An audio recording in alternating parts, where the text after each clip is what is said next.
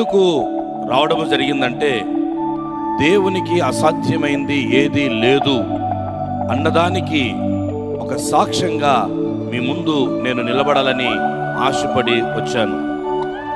దానికి కారణం దేవుని దయ, పితరుల ప్రార్థన, కుటుంబ ప్రార్థన, మీ అందరి ప్రార్థన. ప్రార్థనకు మించినది ఏదీ లేదు. ప్రార్థన మనల్ని మారుస్తుంది, మన జీవితాలకు కావాల్సినటువంటి ఆశీర్వాదాలు ఇస్తుందని నిరూపించుటకు ఒక సాక్షిగా మీ ముందు నేను నిలబడి ఉన్నాను. 7 మాటలు ధ్యానం చేస్తున్నది మీ మధ్య నిలబడడం దేవుడు అందరి ప్రార్థన కేవలం దేవుడే మా ఘనత ప్రభావాలు ప్రేమటువంటి వాళ్ళరా, బుధవారం నుంచి ఈ 40 దినాల ధ్యానాలు మనం ప్రారంభిస్తాం. ఈ 40 అన్నటువంటిది బైబిల్లో చాలా ప్రాముఖ్యమైనటువంటి సంఖ్య. అందరికీ తెలిసినటువంటి ఒక విషయం,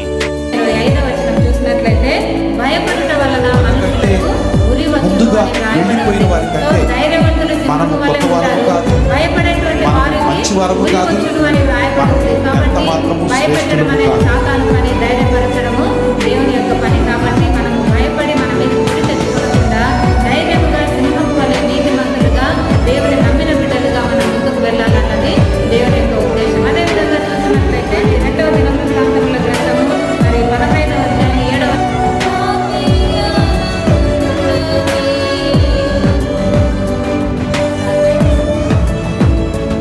ఎంతగానో ప్రేమిస్తున్న మా ప్రియ పరలోక తండ్రి, గొప్ప దేవ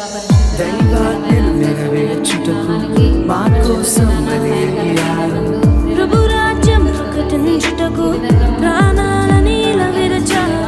మా ఆత్మను నీతిమంతులుగా చేయును యేసురా.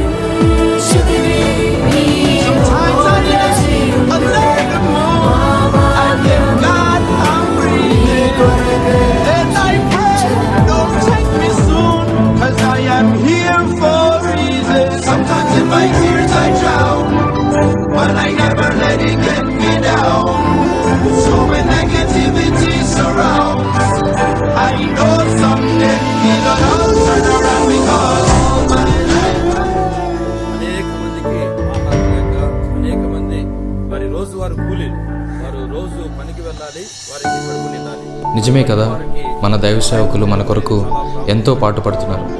మన జీవితంలో కష్టం వస్తే మన కన్నీటితో ప్రార్థన చేస్తున్నారు. మన జీవితంలో బాధలేకపోతే వారు మనల్ని ఓదారుస్తున్నారు. అటువంటి దైవ సేవకుల గురించి ఒక నెగిటివ్ న్యూస్ వస్తే అది నిజమో అబద్ధమో తెలియకుండా వారిని నిందించడం చాలా పెద్ద భాగం. ఫిబ్రవరికి రాసిన పత్రిక 3:15 మీ పైన నాయకులుగా ఉన్నవారు ఎక్కడ అప్పచెప్పవలసిన వారిని మీ ఆత్మలను కాల్చున్నారు. వారు దుఃఖంతో అవన్నీ చేసిన ఎడల నిష్ప్రయోజనం కనుక దుఃఖంతో కాక ఆనందంతో చేయనట్లుగా వారి మాట విని వారికి లోబడి ఉంటుంది. ఇంకా ఎంతో గొప్ప సేవ చేసిన దైవజనులు ఎంతో మంది ప్రాపర్ ఫుటేజ్ దొరకకపోవడం వల్ల వారందరినీ యాడ్ చేయలేదు. They may not be famous in the eyes of men, but they are surely famous in the eyes of God. I especially thank my brothers and sisters who worked along with me with this project. క్రీస్తు విభజింపబడి ఉన్నాడా? పౌలు మీ కొరకు సిలువ వేయబడినా? పౌలు నామమున మీరు బాప్తిస్మము పొందితిరా? నా నామమున మీరు బాప్తిస్మము పొందితిరని ఎవరైనాను చెప్పకుండానట్లు క్రిస్పులకును గాయియుకును తప్ప మరి ఎవరికి నేను బాప్తిస్మం ఇయ్యలేదు. అందుకై దేవునికి కృతజ్ఞతాస్తుతులు చెల్లించుచున్నాను. స్టెఫను ఇంటి వారికి బాప్తిస్మం ఇచ్చితిని, వీరికి తప్ప మరి ఎవరికైనాను బాప్తిస్మం ఇచ్చితినేమో నేను ఎరుగను. బాప్తిస్మం ఇచ్చుటకు క్రీస్తు నన్ను పంపలేదు, కానీ క్రీస్తు యొక్క శిలువ వ్యర్థము కాకుండానట్లు వాక్చాతుర్యము లేకుండా సువార్త ప్రకటించుటకే ఆయన నన్ను పంపెను. శిలువను గూర్చిన వార్త నశించుచున్న వారికి వెరితనము గాని రక్షింపబడుచున్న మనకు దేవుని శక్తి. ఇందు విషయమై జ్ఞానుల జ్ఞానమును నాశనము చేతును, వివేకుల వివేకమును శూన్యపరుతును అని వ్రాయబడి ఉన్నది. ఈ మటుకు దేవుని వాక్యము సరి. క్రీస్తునందు ప్రేమైనటువంటి వారలారా, మనము ప్రశస్తమైనటువంటి సమయం మనకు వచ్చినటువంటి వారము. తల్లిగారి వాక్యము కంటే ముందు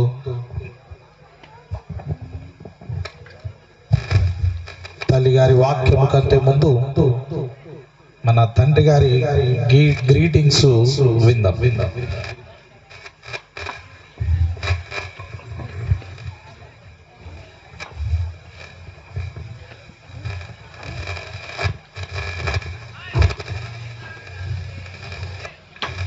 ప్రార్థన చేసుకుందాం. మా మంచి కాపురువైన మా యేసయ్య, పునరుత్థానపు పండుగ తర్వాత నాయనా ప్రారంభపు దినాన సాంబవరం ఫాస్టేట్ హెడ్ క్వార్టర్ ఉన్నటువంటి ఈ గ్రామములో సంఘమంతా నీ వాక్యాన్ని అనేకులకు ప్రకటింప చేయాలని ఆశపడుతూ అనేక సంవత్సరాల నుంచి ఈ సభలను కొనసాగిస్తున్న విధానం బట్టి నీకు వందనాలు.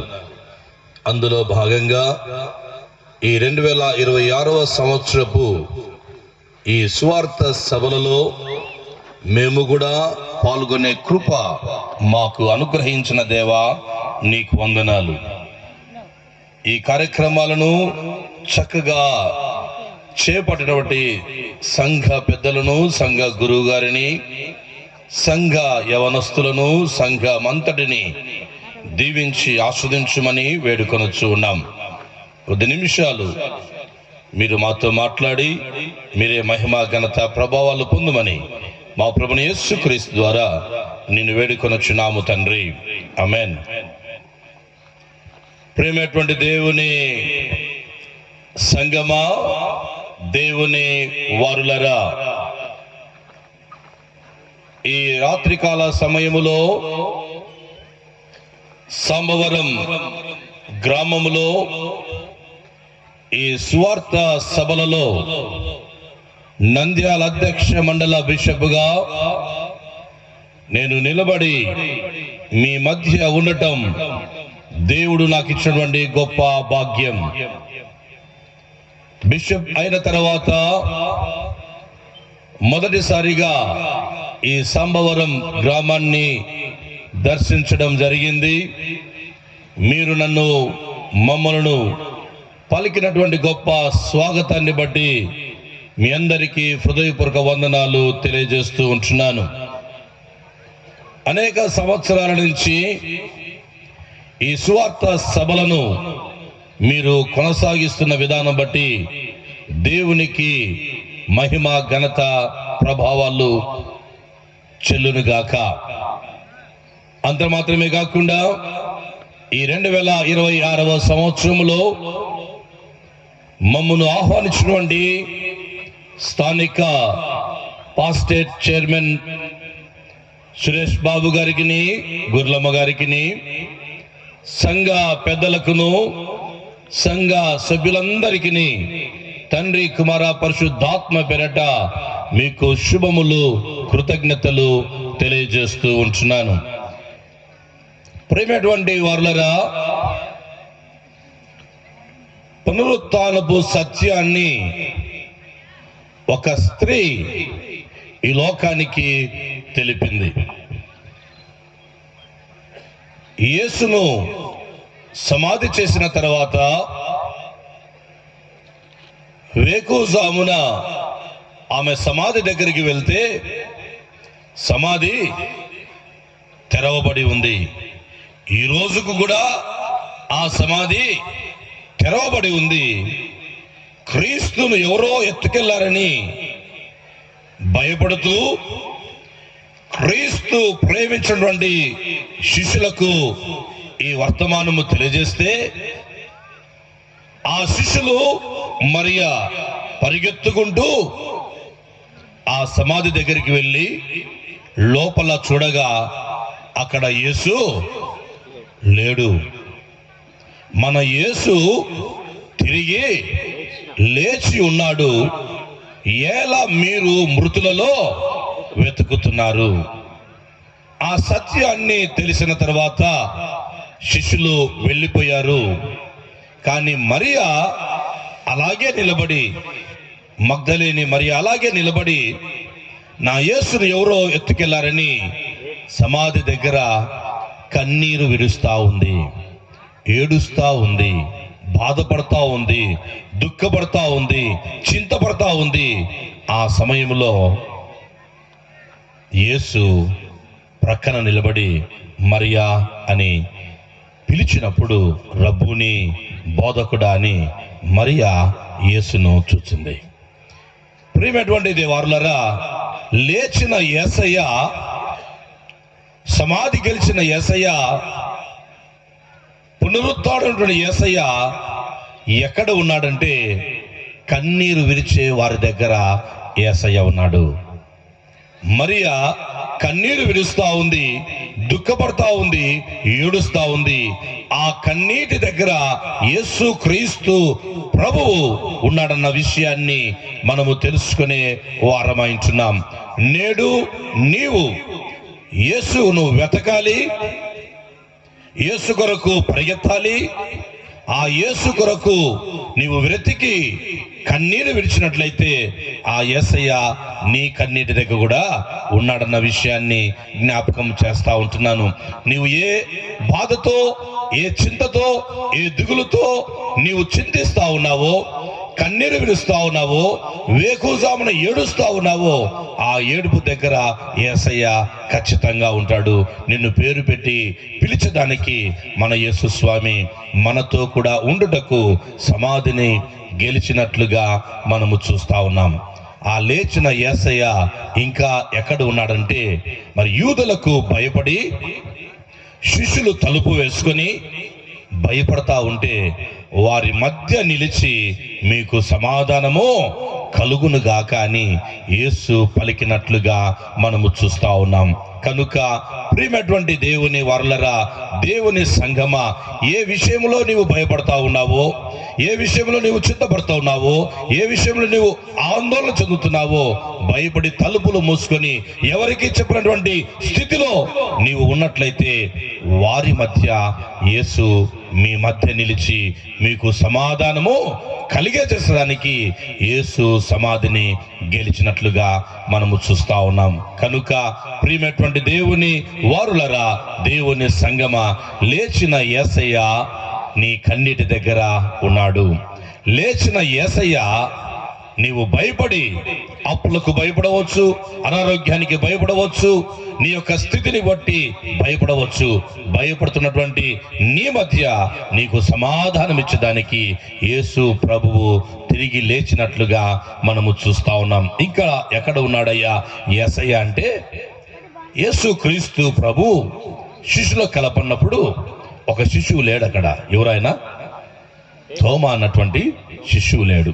ఆ తోమా దగ్గరికి వెళ్ళి శిష్యులు, అయ్యా మేము యేసును చూచాము, మన యేసు లేచి ఉన్నాడంటే ఆ శిష్యులతో తోమా ఏమంటున్నాడు, నేను నమ్మను, నా వేలు ఆయన అరిచేతి గాయములో పెడితేనే నమ్ముతానని అవిశ్వాసముతో ఉన్నటువంటి తోమా దగ్గరికి యేసు వెళ్ళాడు. తోమా రా, చూడు, నా అరచేయిలో నీ వేలు పెట్టి చూడని అవిశ్వాసి దగ్గర యేసు ఉన్నాడు. ఈరోజు నీవు, నీ కుటుంబం ఏ విధముగా అవిశ్వాసముతో ఉన్నావో, ఇది జరగదేమో, ఇది కాని పని, ఈ పని నేను చేసుకోలేను, నా జీవితం ఇంతే అని నీవు అవిశ్వాసముతో ఉన్నట్లయితే ఆ అవిశ్వాసిని విశ్వాసిగా బలపరచడానికే మన యేసయ్య లేచి ఉన్నాడు. సో కన్నీటి దగ్గర యేసయ్య ఉన్నాడు. భయపడుతున్నాడు నీ కుటుంబంలో యేసయ్య ఉన్నాడు. నీకు పని జరగదని అవిశ్వాసంతో ఉన్నటువంటి నీ మధ్య యేసయ్య ఉన్నాడు. ఇంకా ఎక్కడ ఉన్నాడయ్యా యేసయ్య అంటే, నిరీక్షణ కోల్పోయినటువంటి వారి మధ్య యేసయ్య ఉన్నాడు. నిరీక్షణ అంటే హోప్లెస్ పీపుల్ దగ్గర. ఎవరయ్యా అంటే, ఇంకా నాకు పని ఇది జరగదు, నాకు ఈ ఉద్యోగం రాదు, నాకు ఈ వివాహము జరగదు, ఇంకా నేను ఇల్లు కట్టుకోలేను, ఈ పంట నాకు రాదని ఎప్పుడైతే నువ్వు ఆందోళన చెందుతున్నావో, నిరీక్షణ కోల్పోయావో, అక్కడ యేసయ్య ఉండి నీ నిరీక్షణను బలపరచడానికి యేసు లేచి ఉన్నాడు. ఈ పునరుత్థానపు పండుగ దినాలలో ఈ శిలువ స్వార్థను ప్రకటిస్తున్నటువంటి ఈ సభలలో శిలువ మీద యేసు లేడు, సమాధిలో యేసు లేడు. ఎక్కడ ఉన్నాడయ్యా యేసు అంటే, కన్నీరు విరిచే వారి దగ్గర యేసయ్య ఉన్నాడు. భయపడుతున్నటువంటి, ఆందోళిస్తున్నటువంటి వారి మధ్య యేసయ్య ఉన్నాడు. అవిశ్వాసముతో ఉన్నటువంటి వారిని విశ్వాసములోనికి బలపరిచే వారి దగ్గర యేసయ్య ఉన్నాడు. ఇంకా ఎక్కడ ఉన్నాడంటే, నిరీక్షణ కోల్పోయినటువంటి వారి మధ్య యేసయ్య ఉన్నాడు. అందుకే మన యేసుక్రీస్తు ప్రభువును మనము చూస్తూ ఉంటాం. ఆయన మంచి కాపరి, గొప్ప కాపరి, ప్రధాన కాపరి. కీర్తన గ్రంథంలో చూస్తే 22వ అధ్యాయంలో ఆయన మంచి గొప్ప కాపరిగా మనము చూస్తూ ఉంటాం. గొప్ప కాపరి ఏమిటంటే, ఆయన నీ కొరకు నా కొరకు ప్రాణం పెట్టినటువంటి గొప్ప కాపరి. మన కాపరి ఎవరండి? యేసయ్య. ఆయన ఏ కాపరి? మంచి కాపరి, మంచి కాపరి. ఇంకా 23వ కీర్తనలో మనం చూసినట్లయితే, ఆయన మనల్ని నడిపించే గొప్ప కాపరి. 22వ అధ్యాయములో ఆయన మన కొరకు ప్రాణం పెట్టినటువంటి మంచి కాపరి. 23వ అధ్యాయములో ఆయన మనల్ని నడిపించే ఒక గొప్ప కాపరి. 24వ అధ్యాయములో ఆయన ప్రధాన కాపరి, మళ్ళీ మన దగ్గరికి వచ్చే కాపరి, ఆయన ఉండే స్థలంలోనికి మనల్ని తీసుకుపోయే ప్రధాన కాపరి. కనుక ఆ కాపరి కింద మన జీవితాలు, మన బ్రతుకులు, మనము మన కుటుంబాలు, మన గ్రామం, మన సంఘం ఉండాలన్నదే దేవుని యొక్క ముఖ్య ఉద్దేశం. అటువంటి కృప పరిశుద్ధాత్మ దేవుడు మనకు అనుగ్రహించును గాక. ఆమేన్. ప్రియమైనటువంటి వారులారా, అనేక సంవత్సరాల నుంచి ఈ శిలువ విజయం మహాసభలను మీరు కొనసాగిస్తూ ఉన్నారు. అందరి బట్టి దేవునికి వందనాలు. ఇంకా రానున్న దినాలలో ఇంకా గొప్ప సభలను జరిపేదానికి పరిశుద్ధాత్మ దేవుడు మనకు సహాయం చేయాలి.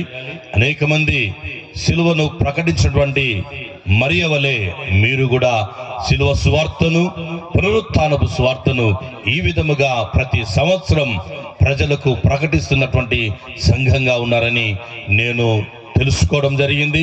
అందుని బట్టి దేవునికి వందనాలు.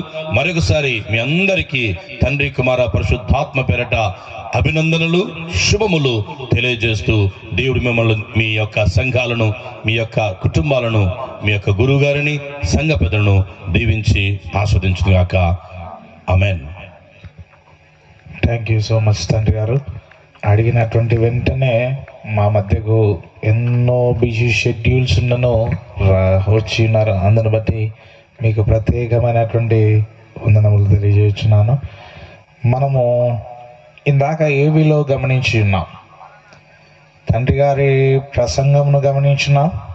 అదే క్రమముగా ఆంధ్ర క్రైస్తవ కీర్తనలో తల్లిగారు పాడినటువంటి పాటలు కూడా విన్నాం మనం. ఇందాక ఏబీలో తల్లిగారు చాలా మంచి సింగర్ మాత్రమే కాదు, మీరు ఇప్పుడు వాక్యం వింటారు. నేను చెప్పేటువంటి మాట ఏమిటంటే, మేము ఎంతో తరబిది చేసి ఉన్నామని అందరికీ తెలుసు. మేము మధ్యలో నిలబడి ప్రసంగించేది అందరికీ తెలుసు. కానీ తల్లిగారి ప్రసంగము చాలా బాగా ఉంటుందనే ఉద్దేశం. ఇంకొక మాట కూడా చెప్పొచ్చు, మాకంటే బాగుంటుంది. మాకంటే తల్లిగారి ప్రసంగం చాలా బాగుంటుంది. తల్లిగారు ఏమనుకోకండి, తల్లిగారి ప్రసంగం మా ప్రసంగం కంటే చాలా బాగుంటుందనే ఉద్దేశంతో తల్లిగారిని నేను రిక్వెస్ట్ చేయడం జరిగింది. మరి ముఖ్యంగా ఏమిటంటే, మన సంఘములో ఆలయానికి వచ్చేటువంటి వారు అత్యధికంగా స్త్రీలే. ఇప్పుడు కూడా మనం గమనించవచ్చు, పురుషుల కంటే స్త్రీలే అధికంగా కనబడుతున్నారు. అందుకొరకు తల్లిగారు అయితే మనకు బాగుంటుంది అనే ఉద్దేశము మాత్రమే ఈ సమయమును తల్లిగారికి అప్పచెబుతాం.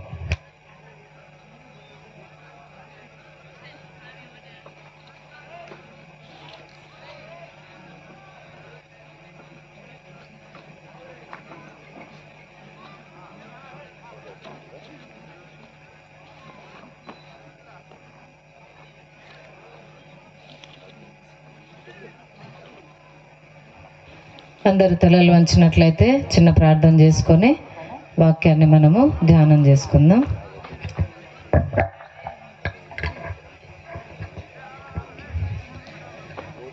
ఎంతగానో ప్రేమిస్తున్న మా ప్రియ పరలోక తండ్రి, గొప్ప దేవ, పరిశుద్ధుడా, మీ ఘనమైన, శ్రేష్టమైన, ఉన్నతమైనటువంటి నామమునకు ప్రభా, ఈ యొక్క పునరుత్థానపు దినములలో ప్రభా, ఈ యొక్క రాత్రికాల సమయమందు మీ బంగారు పాదములకు వందనాలు, స్తుతి, స్తోత్రం చెల్లించుకుంటున్నాం తండ్రి. ఈ విధముగా ప్రభా, మీరు పేరు పెట్టి పిలిచినటువంటి ఈ యొక్క సాంబవరం అనేటువంటి గ్రామములో ప్రభా, మరి ఈ విధముగా సంఘ బిడ్డలందరితో కలిసి తండ్రి శిలువ విజయం అనేటువంటి ధ్యానాంశాలను మీరు ఏర్పాటు చేసి చేరి వచ్చినటువంటి గ్రామస్తులందరితో, సంఘములన్నిటిలో ప్రభా మీరు మాట్లాడుటకు ఏర్పరిచినటువంటి ఈ యొక్క మంచి సుదినమును బట్టి మీకే స్తుతి, స్తోత్రం చెల్లించుకుంటున్నాం తండ్రి. కొద్ది నిమిషాలు మీ వాక్యాన్ని ధ్యానించాలని ఆశతో మేమందరము కూడా కూడి వచ్చి ఉంటుండగా ప్రభా, మా మాటలు కాదు, మా జ్ఞానము కాదు ప్రభా, నీ దీన దాసురాలైన నన్ను మీ శిలువ చాటున మరుగుపరుచుకొని చేరి వచ్చినటువంటి మా అందరితో ఈ రాత్రికాల సమయమందు మీరు ఏమైతే మాట్లాడాలని ఆశపడుతున్నారో ప్రభా, ఆ యొక్క శ్రేష్టమైనటువంటి మాటలను మా అందరికీ మరి ఒకసారి వినిపించి ఆధ్యాత్మికముగా మరి ఒకసారి మమ్మల్ని అందరినీ కూడా బలపరచుమని చేరి వచ్చినటువంటి వారందరినీ దీవించండి ప్రభా. వారి యొక్క హృదయాలను లూదియా హృదయం వలె తెరవండి, మీ వాక్యము చేత నింపండి, ఆధ్యాత్మికముగా బలపరచుమని యేసు నామంలో ప్రార్థించి వేడుకుంటున్నాం తండ్రి. ఆమేన్. ముందుగా ఇంత చక్కటి కార్యక్రమాన్ని ఏర్పాటు చేసి మనల్నందరినీ కూడా ఇక్కడి వరకు నడిపించినటువంటి ఆ దేవాది దేవునికి ఎంతగానో కృతజ్ఞతాస్తుతులు, స్తోత్రములు చెల్లించుకుంటూ ఉన్నాను. అదేవిధముగా మమ్మల్ని ఎంతగానో ప్రేమతో ఆహ్వానించినటువంటి మరి సురేష్ బాబు గారికి, అదే విధముగా సరోజ గురులమ్మ గారికి మరి మమ్మల్ని ప్రేమతో ఆహ్వానించినందుకు వందనాలు చెల్లించుకుంటా ఉన్నాను. అదే విధముగా సాంబవరం యొక్క గ్రామం యొక్క పెద్ద మనుషులందరికీ మరి యొక్క కార్యక్రమాన్ని ఇంత చక్కగా ఏర్పాటు చేశారు అంటే మీరందరి కృషి చాలా ఉంది. సో పెద్ద మనుషులందరికీ కూడా ప్రభు పేరట వందనాలు తెలియచేస్తుంటున్నాను. స్త్రీలందరికీ, స్త్రీల మైత్రి వారికి వందనాలు తెలుస్తున్నాను. అదేవిధంగా యూత్ మెంబర్స్ అందరికీ, యవనస్తులు చక్కగా ఈ యొక్క మ్యూజిక్ అయితేనేమి, అదేవిధముగా ఈ యొక్క ప్రోగ్రామ్ అంతా కూడా లైవ్ టెలికాస్ట్ చేస్తున్నారు. అదేవిధముగా ఇంత చక్కగా ఇవన్నీ ఏర్పాటు చేసినటువంటి యవన బిడ్డలకు మరి హృదయపూర్వకమైనటువంటి వందనాలు తెలియజేస్తుంటున్నాను. అదేవిధంగా మమ్మల్ని ఎంతో ప్రేమతో ఆహ్వానించినటువంటి సండే స్కూల్ పిల్లలందరికీ చక్కటి నృత్యాలతో, చక్కటి పాటలతో మరి ఎంతగానో వాళ్ళు ప్రాక్టీస్ చేసి మమ్మల్ని అక్కడి నుండి కూడా ఇక్కడి వరకు ఆహ్వానించినందులకు పిల్లలందరికీ, సండే స్కూల్ టీచర్లకు మరి వందనాలు చెల్లించుకుంటున్నాను. మరి ఒకసారి ఈ విధముగా ఈ సిలువ విజయం అనేటువంటి ఈ యొక్క కార్యక్రమాన్ని జరిపించబోతూ ఉంటుండగా మనం అందరం కూడా మన హృదయాలను దేవుని వైపునకు తిప్పుకొని దేవుణ్ణి అడుగుదాం. ఈ రాత్రికాల సమయమందు ప్రభువా, మా హృదయాలను నీ వైపుకు తిప్పుతా ఉన్నాము, నీ వాక్యము చేత మమ్మల్ని నింపండి అని మన యొక్క ఆలోచనలు, మన యొక్క కాన్సన్ట్రేషన్ అంతా కూడా దేవుని మీద పెట్టి దేవుని వాక్యాన్ని ధ్యానం చేద్దాం. ఇటు అటు ఆలోచించద్దండి, ఇటు అటు తిరగద్దండి. కొద్ది నిమిషాలు మనము దేవుని వాక్యాన్ని ధ్యానం చేసి ఆధ్యాత్మికముగా బలపడాలి అన్నది దేవుని యొక్క ఉద్దేశమై ఉంటా ఉన్నది. మరి మనం ధ్యానం చేసినట్లయితే గడిచిన 40 రోజుల నుండి కూడా మనం అందరం కూడా భస్మ బుధవారం నుండి నిన్నటి దినం ఈస్టర్ పండుగ వరకు కూడా 40 దినముల ఉపవాస దినములుగా, శ్రమ దినములుగా, ఆశీర్వాదపు దినములుగా మనల్ని మనము నలుగగొట్టుకుంటూ శారీరకంగా ఆహారం తీసుకోకుండా ఆధ్యాత్మికముగా దేవుని యొక్క మాటలను వింటూ అనేక విషయాల్లో శారీరకంగా బలహీనపడుతున్నప్పటికీ ఆధ్యాత్మికముగా ప్రతిరోజు బలపడుతూ ఈ 40 రోజుల లెంట్ సీజన్ అంతా కూడా మనము చక్కగా ధ్యానం చేసి ఉంటా ఉన్నాము. అదే విధముగా మరి పోయిన వారం శుక్రవారపు దినమున శుభ శుక్రవారాన్ని మనం ధ్యానం చేశాము. అందరము కూడా మరి 11:30 గంటల నుండి 3 గంటల వరకు ఆలయాల్లో చేరి మరి యేసుక్రీస్తు ప్రభుల వారు సిలువపై ప్రపంచమంతటి కొరకు మాట్లాడినటువంటి ఆణిముత్యాల్లాంటి అమూల్యమైనటువంటి శ్రేష్టమైనటువంటి మన జీవితాలను వెలిగించేటువంటి 7 మాటలను యేసుక్రీస్తు ప్రభువుల వారు మాట్లాడి ఉంటుండగా ఆ 7 మాటలను మనం అందరము కూడా ఒక్కొక్క మాటలో ఉన్నటువంటి లోతైనటువంటి సత్యాన్ని తెలుసుకోగలిగాం. యేసుక్రీస్తు ప్రభువుల వారు జీవించిన 33.5 సంవత్సరాల కాలంలో 3.5 సంవత్సరాలలో ఆయన చేసినటువంటి పరిచర్యలో అనేకమైన ప్రసంగాలు, అనేకమైన స్వస్థతలు, అనేకమైనటువంటి అద్భుతాలు, మరణంలో నుండి లేపడాలు, తర్వాత అనారోగ్యముతో ఉన్న వారిని స్వస్థపరచడము, అదేవిధంగా అనేక మంది కష్ట నష్టాల్లో ఉన్న వారందరినీ కూడా బాగు చేయడము, ఎన్నో కార్యాలు చేసినటువంటి యేసుక్రీస్తు ప్రభుల వారు ఇంకా నాకు టైం అయిపోయింది, నా మరణం టైం వచ్చేసింది అని సైలెంట్గా సిలువలో ఉండి ఆ నొప్పితో, బాధతో ఆయన బాధపడుతూ చనిపోలేదు. కానీ ఆ చివరి గంటలు కూడా మరి ఉదయకాలం 9 నుండి కూడా మరి మధ్యాహ్న కాలం 3 గంటల వరకు కూడా ఆ సిలువలో నరక యాతన పడుతూ కూడా ఇంకా నేనేదో మానవాళికి నేను మాట్లాడాలి, ఇంకా ఏదో నేను కనీసం నా ఊపిరి పోయేంత వరకు కూడా ఒక చిన్న మాట అయినా నేను మాట్లాడి మానవులను నేను రక్షించాలి అనేటువంటి ఉద్దేశముతో అంత కష్టపడుతూ కూడా అంత నొప్పి, బాధ, అవమానము, శ్రమ తాళలేనటువంటి పరిస్థితుల్లో కూడా మనల్ని రక్షించడానికి ఆ యేసుక్రీస్తు ప్రభుల వారు సిలువలో పలికినటువంటి 7 మాటలను మనం అందరం కూడా ధ్యానం చేస్తాము. అందరం కూడా భక్తి శ్రద్ధలతో వాటి గురించినటువంటి నేర్చుకొని మనం అందరం కూడా దేవుని వైపుకు తిరగడం కూడా జరిగింది. కాబట్టి ఆ తర్వాత ఆ యొక్క శుభ శుక్రవారం అయిపోయిన తర్వాత మరి శనివారపు దినమున, అంటే సైలెంట్ సాటర్డే, నిశ్శబ్ద శనివారపు దినమున మనం అందరం కూడా యేసుక్రీస్తు ప్రభుల వారు లేచాడు అని చెబుతూ అన్ని ప్రాంతాల్లో కూడా రన్ ఫర్ జీసస్ అనేటువంటి కార్యక్రమాన్ని మనం అందరం చేశాము కదా. యేసు ఇక్కడ లేడు సమాధిలో, ఆయన లేచి ఉన్నాడు అనేటువంటి సత్యాన్ని మనమందరం కూడా రన్ ఫర్ జీసస్ అనేటువంటి ఫ్లాగ్ పట్టుకొని ఆ క్యాప్స్ ధరించి టీ షర్ట్స్ వేసుకొని ఎక్కడెక్కడైతే అంతా తిరుగుతూ ఉంటే అన్యులు కూడా కదా, నిన్న మేము కూడా తిరిగినాం. సో అన్యులు ఎవరు తెలియనటువంటి వారు కూడా మనల్ని చూసినప్పుడు వారికి అర్థమవుతా ఉంది, మాట్లాడుతూ తిరుగుతూ ఉంటే, ఓహో వాళ్ళ దేవుడు చనిపోయి సమాధిలో లేడంట, వాళ్ళ దేవుడు లేచాడంట, మన దేవుడు సజీవుడు అనేటువంటి సత్యాన్ని శనివారపు దినమున మనము లోకానికి ప్రకటించడం జరిగింది అన్ని చోట్ల కూడా. అదే విధంగా నిన్నటి దినమున పునరుత్థానపు దినముగా మనం అందరం కూడా ధ్యానం చేసుకున్నాము. యేసుక్రీస్తు ప్రభువుల వారు మరి సమాధిలో లేడు, ఆయన లేచి ఉన్నాడు అనేటువంటి సత్యాన్ని నిన్న ధ్యానం చేసుకొని, ఇప్పుడు తండ్రి గారు చెప్పినట్లుగా యేసుక్రీస్తు ప్రభువుల వారు మరి పునరుత్థానుడు అయిన తరువాత ఎక్కడెక్కడ కనపడ్డాడు, ఎవరెవరి దగ్గరికి వెళ్ళాడు, ఎక్కడ ఉన్నాడు, ఎందుకంటే ఆయన సజీవుడు కాబట్టి ఆ రోజు అక్కడక్కడ మగ్దలేనే మరియతో కనపడ్డాడు, శిష్యులతో కనపడ్డాడు. ఇంకా లేచిన తర్వాత 40 దినములు తన్ను తాను అనేకులకు ప్రత్యక్షపరుచుకున్నాడు. ఈ రోజు కూడా ఆయన సజీవుడిగా పరిశుద్ధాత్మ రూపములో నీ మధ్యలో నా మధ్యలో సంచరిస్తా ఉన్నాడు అనేది మన జ్ఞాపకం చేసుకొని, మన దేవుడు సజీవుడు కాబట్టి మనం ఎప్పుడు పిలిచినా కూడా మన దేవుడు పలికే దేవుడు కాబట్టి మనము ఎప్పుడు కూడా దేవుణ్ణి ప్రార్థన చేసుకుంటూ ఆధ్యాత్మికంగా దేవునితో సన్నిహిత సంబంధాన్ని మనము కొనసాగించుకుంటూ ముందుకు వెళ్ళాలన్నది దేవుని యొక్క ఉద్దేశం.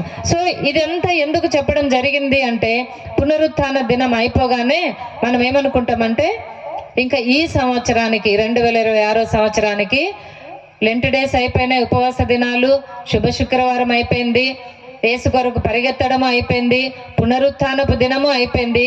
ఇంకా ఈ రోజు నుండి మళ్ళీ మనం ఇష్టం వచ్చినట్లు ఏ విధంగా అయినా కూడా ఉండవచ్చు, ఇంకా మనం ఏమి చేయడానికి ఏం లేదు, ఆదివారం నుండి ఆదివారం ఒక ప్రార్థనలు చేసుకుంటే చాలు అనేటువంటి ఆ యొక్క సాంప్రదాయబద్ధమైనటువంటి ఆ కార్యక్రమంలోనికి మనము వెళ్తా ఉంటాము.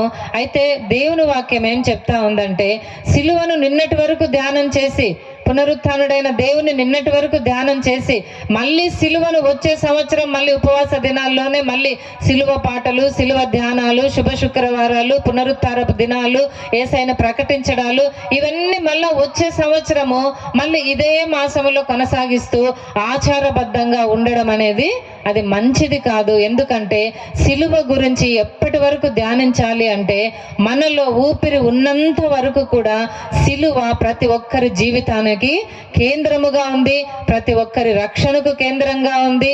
మనం ఈరోజు బ్రతుకుతున్నాము, జీవిస్తున్నాము, దేవునిలో ఉంటా ఉన్నాము, దేవునితో ఉంటా ఉన్నాము, దేవునితోనే మనము ఉండగలుగుతా ఉన్నాము అంటే అన్నిటికీ కూడా మూలమైనటువంటిది ఏది అంటే సిలువ అనేది మనం జ్ఞాపకం చేసుకోవాలా. ఇది ఓన్లీ లెంట్ డేస్ లో శుభ శుక్రవారం ధ్యానం చేసి తర్వాత మర్చిపోవడం అనేది కాదు. మన ప్రతి మెసేజ్ లో కూడా సిలువ అనేది కంపల్సరీగా ఉండాలా. మన ప్రతి ప్రార్థనలో కూడా యేసుక్రీస్తు ప్రభుల వారు సిలువపై తాను మన పట్ల చూపించినటువంటి ఆ ప్రేమను ప్రతి నిమిషము కూడా మనము ధ్యానించే వారముగా ఉండాలా. మన జీవితాల్లో మనం ఉన్నాము అంటే మనకు సిలువ ఉంది కాబట్టే మనకు విలువ ఉంది అనేది మనం జ్ఞాపకం చేసుకోవాలి. సిలువ లేకపోతే మనకు విలువనే లేదు. సిలువ లేకపోతే మనం పాపులుగానే ఉండేవాళ్ళం, పాపులుగానే చనిపోయే వాళ్ళం, పాపులుగానే మనకు ముద్ర కూడా పడి ఉండేది. కాబట్టి సిలువ ఉంది కాబట్టి ఆ సిలువలో యేసుక్రీస్తు ప్రభుల వారు నీ కొరకు నా కొరకు చేసినటువంటి ఆ త్యాగపూరితమైనటువంటి ఆ ప్రాణ త్యాగాన్ని మనం ధ్యానం చేస్తా ఉన్నాం. కాబట్టి ఎప్పుడు మనం యేసయ్యా నువ్వు నన్ను క్షమించు, పాపిని నన్ను కరుణించు అంటే ప్రతి పాపిని పరిశుద్ధినిగా చేయగలిగినటువంటి శక్తి ఒక సిలువలో మరణించినటువంటి యేసుక్రీస్తు ప్రభుల వారికే ఉంది. కాబట్టి ఆ సిలువ మన జీవితాల్లో చాలా ప్రధానమైనది. కాబట్టి దీన్ని ఎప్పుడు కూడా మనం ధ్యానం చేస్తుండాలి. అందుకనే బాబు గారు మంచి హెడ్లైన్ పెట్టడం జరిగిందంటే, మంచి మనకు ఒక ఆ యొక్క వాక్యాన్ని అంటే సిలువ విజయము అనేది. క్రైస్తవ జీవితానికి విజయం ఎక్కడ ఉంది అంటే సిలువ దగ్గరనే ఉంది అనేది మనము ధ్యానం చేసుకోవాలి. నిన్నటి వరకు అయిపోయింది, మళ్ళీ సిలువ గురించి ఎందుకు పెట్టారబ్బా అని మీరు అందరూ కూడా అనుకోవచ్చు. కానీ ఇంతవరకు మనం అనుకున్నాం కదా, సిలువ లేనిది మనకు విలువ లేదు. కాబట్టి ఆ సిలువలో ఉన్నటువంటి విజయాన్ని మనం ఎప్పుడు కూడా ధ్యానం చేసుకుంటూ మనం ఆధ్యాత్మికంగా బలపడాలి అన్నది దేవుని యొక్క ఉద్దేశం. అర్థమై ఉంటా ఉన్నది. అదే విధంగా మనం గమనించినట్లయితే సిలువ ఒకప్పుడు ఎట్లా ఉండేదంటే చాలా భయంకరమైనది సిలువ ఒకప్పుడు. ఎందుకంటే ఎవరైనా తప్పు చేస్తే, లేకపోతే ఎవరైనా చెయ్యరానటువంటి కార్యాలు, భయంకరమైనటువంటి పాపాలు ఏ మానవుడైనా చేస్తే ఆ సిలువలో వారికి రోమా ప్రభుత్వం వాళ్ళు శిక్ష విధించేవాళ్ళు, భయంకరమైనటువంటి శిక్ష విధించేవాళ్ళు. ఒకవేళ ఆ సిలువలో ఇంకా చనిపోకపోతే కాళ్ళు చేతులు అతన్ని అట్లే ఆకాశానికి భూమికి వేలాడదీసి కాళ్ళు చేతులు విరగొట్టేవాళ్ళు. చాలా అంటే చాలా బ్రూటల్ గా వారిని హతమార్చేవారు అన్నమాట. అది అటువంటి ఘోరమైనటువంటి సిలువ మరణము ఒకప్పుడు ఉండేది. ఎవరికి అంటే తప్పులు చేసిన వారికి, పాపాలు చేసిన వారికి భయంకర. వారి మాంసాన్ని కూడా కాకులకు, గద్దలకు వాళ్ళు ఆహారంగా వేసేవాళ్ళు అని హిస్టరీ చెప్తా ఉంది. కాబట్టి ఒకప్పుడు సిలువ పరిస్థితి భయంకరంగా ఉండేది. సిలువ అంటేనే అది ఒక లాంటి కలలో వచ్చి భయాన్ని కొలిపించేటువంటి ఒక ఆకారం ఒకప్పుడు ప్రజలకి. కానీ ఎప్పుడైతే యేసుక్రీస్తు ప్రభుల వారు నీవు నేను చేస్తున్నటువంటి పాపముల కొరకు, తప్పిదముల కొరకు జగత్తు పునాది వేయక మునుపే ఆయన ఒక ప్రణాళిక బద్ధముగా ఈ లోకంలోనికి కన్య మరియమ్మ ద్వారా పరిశుద్ధుడిగా జన్మించడము, 33.5 సంవత్సరాలు ఈ లోకములో జీవించడము, ప్రతి ఒక్కరికి నేను వచ్చాను మీ కొరకు, నేను ఒక బలి పశువుగా మరి నేను ఇక్కడికి ఈ లోకంలోనికి వచ్చాను, మీ పాపముల కొరకు నేను చనిపోవడానికి ఈ లోకంలో సిద్ధపడుతున్నాను అని అందరికీ కూడా ఆయన తెలియచేసి అదే సిలువలో ఆయన ప్రాణాన్ని ఇస్తూ కూడా మరి మనకందరికీ కూడా సిలువ అనేది భయంకరమైనది కాదు, సిలువ అనేది ప్రేమకు చిహ్నంగా మనకు చూపించడము జరిగింది. ఈ లోకంలో మనం చూస్తే చాలా మంది యవన బిడ్డలు అయితేనేమి చాలా మంది ప్రేమించే వాళ్ళు ప్రేమికులను చూస్తే ఎవరికైనా ప్రేమకు గుర్తుగా ఒక రోజా పువ్వునిస్తారు, ఐ లవ్ యూ అని ఒక రోజ్ ఫ్లవర్ని కానీ, లేకపోతే ఫ్లవర్ బొకేని కానీ, లేకపోతే ఇంకైనా అందమైనటువంటి వస్తువులను కానీ ఒకరిని ఇష్టపడితే ఇస్తూ ఉంటారు అనమాట. అది లోకములో ఉన్నటువంటి అది ఆ యొక్క నానుడి అనమాట. అయితే ఎప్పుడైతే యేసుక్రీస్తు ప్రభుల వారు తన సిలువలో తన రక్తాన్ని కార్చి తన యొక్క ప్రాణాన్ని మన కొరకు అర్పించాడో, ఇప్పుడు మనకి క్రైస్తవులుగా ప్రేమకు గుర్తు ఏది అంటే ఒక రోజా పువ్వు కాదు, ఒక ఫ్లవర్ బొకే కాదు, లేకపోతే ఇంకేదో కాదు. ప్రేమకు గుర్తు ఏది అంటే సిలువ అనేది మనము జ్ఞాపకం చేసుకోవాలి. సిలువను చూసిన ప్రతిసారి మనకేం రావాలా, ఏం గుర్తుండాలా మనకి? యేసయ్య యొక్క ప్రేమ నా ఎడల ఇది ఎంత గొప్పది అనే సత్యాన్ని మనం అందరం కూడా వ్యక్తిగతంగా గ్రహించాలి. ఎవరికి వారం వ్యక్తిగతంగా ప్రతి ఒక్కరము కూడా ఒక సిలువను గుర్తు చేసుకుంటూ యేసుక్రీస్తు ప్రభుల వారి మరణాన్ని, ఆయన మన కొరకు చేసిన త్యాగాన్ని జ్ఞాపకం చేసుకుంటూ ఆ ప్రేమను మనము ధ్యానం చేసుకోవాలి అని దేవుని వాక్యం మనకి సెలవిస్తాను. అందుకే ఇంతవరకు మనం చదివించాం కదా, 1 కొరింథీయులకు రాసినటువంటి పత్రిక 1వ అధ్యాయము 18వ వచనాన్ని చూస్తే అక్కడ ఏమనుందంటే, సిలువను గూర్చిన వార్త నశించుచున్నటువంటి వారికి వెర్రితనము, కానీ రక్షింపబడుతున్న మనకు దేవుని శక్తి. ఇక్కడ 2 గుంపులు మనకు కనపడతా ఉన్నాయి. ఎవరు 2 గుంపులు? నశించుతున్నటువంటి వారు, నశిస్తున్న వారు, రెండవది రక్షింపబడుతున్న వారు. ఒక గుంపు నశిస్తా ఉన్నారు. ఎవరు ఈ నశించే వాళ్ళు అంటే వీళ్ళు దేవుడు అంటే ఎవరో తెలియదు వీళ్ళకి, దేవుని ప్రేమ అంటే ఏదో తెలియదు వీళ్ళకు. అసలు దేవుడు ఉన్నాడా, దేవుడు ఎందుకు వచ్చాడు, ఏం చేశాడు నా కొరకు అనే ఏమీ తెలియనటువంటి భయంకరమైనటువంటి పాపములో జీవిస్తున్న వాళ్ళు ఈ యొక్క నశించుచున్నటువంటి ప్రజలు. రెండవదిగా ఎవరంటే రక్షింపబడుతున్నటువంటి వాళ్ళు. వీరెవరు అంటే వీరందరూ కూడా దేవుని గురించి తెలిసినటువంటి వారు, దేవుని యొక్క ప్రేమకు పాత్రులైనటువంటి వారు. అందుకని ఇక్కడ అంటా ఉన్నాడు భక్తుడు, రక్షింపబడుతున్న మనకు అంటాడు. అంటే రక్షించిన మనకు, రక్షణ పొందిన మనకు అనడంలా, రక్షింపబడుతున్న మనకు. అంటే రక్షణ అనేది నిన్నటి దినాన్ని శుభ్ర శుక్రవారం ధ్యానం చేసుకున్నాం, 7 మాటలు. దేవుడు నాకు రక్షణ ఇచ్చాడు, అది ఇచ్చిన తర్వాత నేను ఇంటికి వెళ్ళిపోతా, మళ్ళీ వచ్చే వారం నేను ఆ రక్షణ గురించి అనడానికి కాదు. రక్షణ అనేది రక్షింపబడుతున్నా అంటే అది కొనసాగుతా ఉంది. ఆ రక్షణ అనేది ప్రతిరోజు మనం రక్షింపబడాలా. ప్రతిరోజు ఆయన ఇచ్చినటువంటి రక్షణను మనం కాపాడుకుంటూ వెళ్ళాలన్నమాట. అది రక్షణ అంటే ఒక రోజు తీసుకొని అది భద్రంగా లోపల పెట్టుకొని మన ఇష్టానుసారంగా జీవించేది కాదు రక్షణ. ప్రతిరోజు కూడా మనం ఎక్కడైనా పొరపాట్లు చేసినా, ఎక్కడైనా తప్పిదములు చేసినా, ఎక్కడైనా మనము దేవుని దగ్గర అనకూడని మాటలు, చూడకూడని దృశ్యాలు, చేయకూడని పనులు, వెళ్ళకూడని ప్రదేశాలు, ఎన్నో పాపాలు మానవ జీవితంలో ప్రతి దినము లేచినప్పటి నుండి కూడా పడుకునేంత వరకు. సో ఆ బలహీనతలన్నిటి నుండి కూడా మనము ప్రతిరోజు దేవుని శిలువ దగ్గరికి రావాలా.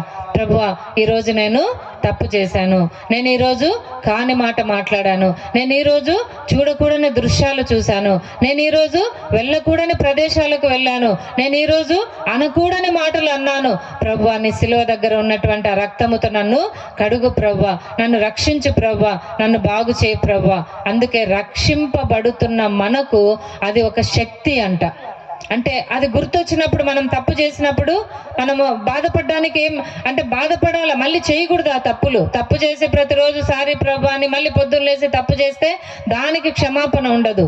ఎప్పుడైతే నువ్వు తప్పు చేసి ప్రభువా నన్ను క్షమించు అని రక్షకుని దగ్గరికి వచ్చి ఆ తప్పును, ఆ పాపాన్ని వదులుకొని మరి దేవునితో నువ్వు ఉంటే అప్పుడు ప్రభు అంటా ఉన్నాడు, రక్షింపబడుతున్న మనకు అది దేవుని శక్తి అంటా ఉన్నాడు. కాబట్టి సిలువ ద్వారా మనం అందరం కూడా దేవుని యొక్క శక్తిని మనము పొందుకోవాలి. అందుకే ప్రభు అంటా ఉన్నాడు లూకా సువార్తలో, నన్ను వెంబడింప కోరువారు తన సిలువను ఎత్తుకొని నన్ను వెంబడింపవలెను. తన సిలువను ఎత్తుకొని. ఎవరి సిలువ?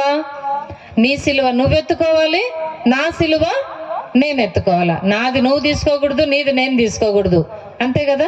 ఎవరి సిలువ వాళ్ళని. సిలువ అంటే శ్రమలు, కష్టాలు, బాధలు, ఇబ్బందులు ఎవరికున్నవి వాళ్ళు ఆ సిలువని, ఆ యొక్క కష్టాలు, శ్రమ అవన్నీ తీసుకొని ఎవరి వాళ్ళు తీసుకొని ఎవరిని వెంబడించాలా? దేవుణ్ణి వెంబడించాలి. ప్రభు అంటా ఉన్నాడు, ఎవరి సిలువను వాళ్ళు ఎత్తుకొని నన్ను వెంబడించండి అంటా ఉన్నాడు. అయితే మనం సిలువని ఎత్తుకొని వెంబడించడం, ఎత్తుకోవడం లేదు, కానీ సిలువను మనం ఏం చేస్తా ఉన్నాము? ధరించుకుంటా ఉన్నాం. ఇప్పుడు అందరికీ ఫ్యాషన్ సింబల్ ఏది అంటే క్రాసే. ఒక ఫిలిమ్స్లలో చూడండి, ఒక టీవీలలో యాక్టర్స్ కానివ్వండి, ఎవరైనా చూడండి, ఒక విలన్లు చూడండి, వాళ్ళందరూ సిలువను వేసుకుంటారు అనమాట. అదొక ఫ్యాషన్ సింబల్ అయిపోయింది.